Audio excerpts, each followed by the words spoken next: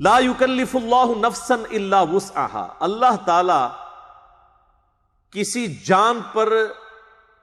بوجھ نہیں ڈالتا مگر اتنا ہی جتنا اس کی وسعت ہے۔ یہ دنیا کے اعتبار سے بھی ہے، آخرت کے اعتبار سے بھی، اور یہ اللہ ہی یقین کریں جو جج کر سکتا ہے، کیونکہ کچھ چیزیں تقدیر میں، حتیٰ کہ صحیح مسلم میں حدیث ہے کہ یہ جو دانائی ہے نا، کسی کا ذہین ہونا، یہ بھی تقدیر سے ہے۔ تمام لوگ ذہانت میں برابر نہیں ہو سکتے، البتہ ایک ڈیٹم لیول پہ چیز ہے جو سب کو دی اللہ نے، وہ اللہ کی پہچان ہے، آخرت کی کامیابی وہ حاصل کر سکتے ہیں۔ اس میں اگر کوئی پاگل ہے، اس سے تو ویسے ہی اللہ تعالیٰ نے قلم اٹھایا ہوا ہے، اس اعتبار سے سارے برابر ہیں، لیکن جو باقی جو صلاحیتیں ہیں ظاہر ہے ہر بندے کو ڈفرنٹ اللہ نے دی ہیں۔ تو اللہ یہ جج کر سکتا ہے کہ اس کو میں نے 100 نمبروں کی صلاحیت دی تھی، اس نے 70 حاصل کیے، یہ ناکام ہے۔ اس بیچارے کو صلاحیت ہی 50 کی دی تھی، اس نے 50 میں سے 50 حاصل کر لیے، اگرچہ 70 سے کم ہے، لیکن اس کی 100/100 ہے۔ اسی لیے کہا جاتا ہے کہ نیکیاں قیامت والے دن گنی نہیں جائیں گی، تولی جائیں گی۔ کسی شخص کی ایک نیکی کسی کے 1,00,000 نیکی کے برابر بھی ہو سکتی ہے، کیونکہ جو اسے اللہ نے شاکلہ دیا تھا، سورہ بنی اسرائیل میں سے کہا گیا نا کہ شاکلہ، گیون سرکمسٹانسز، جو ماحول دیا گیا، کچھ چیزیں آپ کو تقدیر کے اعتبار سے دی گئیں، ظاہر ہے وہ تو آپ چینج نہیں کر سکتے، انہی حالات و واقعات میں آپ بیسٹ کتنا پرفارم کر سکتے تھے، لیکن یہ نہ ہو کہ کوئی شخص دنیا میں تو ماشاءاللہ بڑا تیز ہو اور دین کا معاملہ ہے کہ جی ہماری تو استطاعت ہی کوئی نہیں تھی، بالکل ٹائم ہی نہیں ملتا جی، ٹائم سارا تو دنیا نو لایا، ٹائم تو کتوں لبے، فوٹو کاپی ہوندی ٹائم دی، تو دنیا داری میں وہ فل تیز، آپ دیکھیں کتنے آپ کو لوگ نظر آئیں گے جب دین کی بات کریں تو لگتا ہے کہ یہ بیچارے بالکل گئے گزرے ہیں، لیکن ان کو آپ کبھی اپنی دکان پہ دیکھیں تو یہ تو دنیا میں تو میں آپ سے یہ بات کروں گا نا، اور تو کوئی جرت نہیں کرے گا یہ بات کرنے کی، کیونکہ لوگ ڈرتے ہیں آپ لوگوں سے یہ بات کرتے ہیں، لیکن آخرت میں چمڑی اتر جانی ہے کہ اللہ تعالیٰ فرمائے گا اچھا تو بالکل اس سیدھا سے تنوں سمجھ ہی کوئی نہیں لگی، تو وہ اس کی وسعت کے مطابق، لہا ما کسبت وعلیہا مکتسبت، اسے اجر ملے گا اس کے کیے ہوئے نیک اعمال کا بھی، اور وبال بھی ہوگا جو اس نے برے اعمال کمائے، لہا اس کے لیے، علیہا اس پر، ربنا لا تؤاخذنا ان نسینا واخطأنا، آمین،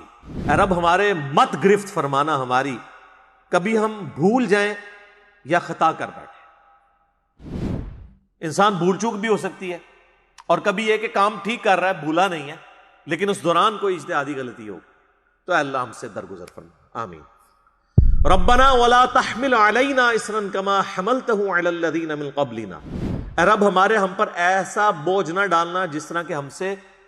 جو اگلے لوگ گزر چکے ہیں، ہم سے پہلے جو گزرے، ہم پچھلے ہیں نا ان کے، وہ ہم سے پہلے یعنی آگے گزر چکے، اگلے روز اگلے جو لوگ گزر چکے ان پہ جو تو نے بوجھ ڈالا تھا ویسا ہم پہ نہ ڈال۔ صحیح بخاری میں حدیث ہے، صحابہ کرام نے جب شکایت کی نا کہ یا رسول اللہ اتنی تکلیفیں اٹھانی پڑتی ہیں، تو آپ علیہ السلام ناراض ہوئے، آپ نے فرمایا کہ اگلے لوگوں کو تو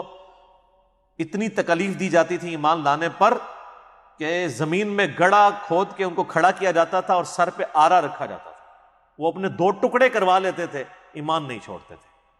اور جسموں پر لوہے کی کنگیاں پھیری جاتی تھی یہاں تک کہ ان کی ہڈیوں تک پہنچ جاتی تھی اور گوشت چھیلا جاتا تھا۔ اور قرآن میں بھی سورۃ العنکبوت کا سٹارٹ پڑھ لینا، اللہ تعالیٰ فرماتا ہے کہ کیا تم اس بات پہ چھوڑ دیے جاؤ گے کہ ایمان لے کر آئے اور تمہاری کوئی آزمائش نہیں ہوگی؟ ہم نے تم سے پہلے لوگوں کو بھی آزمایا تھا، تمہیں بھی ضرور آزمایا، جو سورۃ البقرہ میں ہے وَلَنَبْلُوَنَّكُمْ بِشَيْءٍ مِّنَ الْخَوْفِ وَالْجُوعِ وَنَقْصٍ مِّنَ الْأَمْوَالِ وَالْأَنفُسِ وَالثَّمَرَاتِ، خوف سے آزمائیں گے، بھوک سے، جان اور مال میں نقصان کر کے آزمائیں گے، اور دیکھیں گے کون صبر کرنے والا ہے۔ ربنا ولا تحمل علينا اصرا كما حملته على الذين من قبلنا ربنا ولا تحملنا ما لا طاقة لنا به، اے رب ہمارے ہم پر ایسا بوجھ نہ ڈالنا کہ جس کو لے کر ہم چل نہ سکیں، ایسا بوجھ نہ ہو، یعنی ہمارے معاملات بھی چلتے رہیں اور ہمیں جو شریعت کی پابندیاں ہیں اس کو بھی ہم ایگزیکیوٹ کرتے رہیں. ایسا نہ ہو کہ ایسے حالات و واقعات بن جائیں کہ ہم تیرے احکامات کی پیروی نہ کر سکیں حلال اور حرام کے اعتبار سے. واعف عنا، اے اللہ ہم سے درگزر فرمانا. آمین. ویسے عفو کہتے ہیں ڈھیل دینے کو، چھوڑ دینا. واغفر لنا، اور ہمارے گناہوں کو ڈھانپ دینا، ہماری بخشش فرمانا. وارحمنا، اور ہم پر رحم فرمانا. انت مولانا، تو ہی ہمارا پشتم. حسبنا اللہ ونعم الوکیل، ہم نے اللہ پر بھروسہ کیا اور وہی بہتر کارساز ہے، وہی ہمیں کافی ہے. فانصرنا علی القوم الکافرین، پس کافروں کے مقابلے پر ہماری مدد فرمانا. اچھا، یہاں پہ یہ سورۃ البقرہ مکمل ہوئی الحمدللہ. آپ دیکھیں کہ یہ بیسیکلی تو اس کے اندر بہت بڑے اشارے تھے آخری آیات کے اندر، کیونکہ یہ غزوہ بدر سے پہلے نازل ہوئی ہے، اور اب یہ دعائیں سکھائی جا رہی ہیں کہ اب تمہارے جہاد اور قتال کے مراحل شروع ہونے والے ہیں. اس وقت تو صحابہ کو پتہ ہی نہیں تھا، ان کی تو پوری زندگی جو ہے وہ جنگوں سے عبارت تھی. یعنی آخری دفعہ ہی مل کے جاتے تھے اپنے گھر والوں کو، چاہے بدر میں گئے ہیں، احد میں گئے ہیں، خندق میں گئے ہیں، خیبر میں گئے ہیں،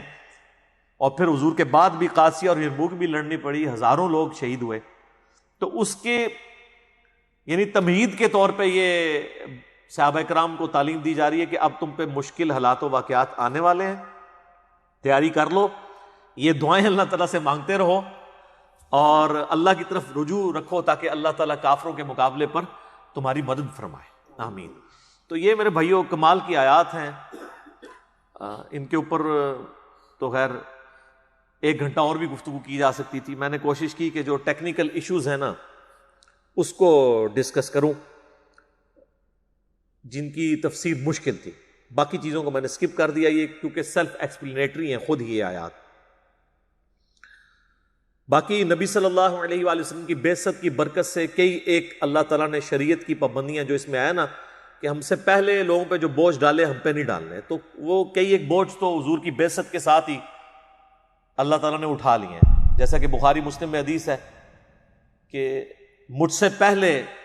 کسی نبی کو یہ خصوصیت نہیں ملی کہ پوری زمین اس کے لیے سجدہ گاہ ہو جائے.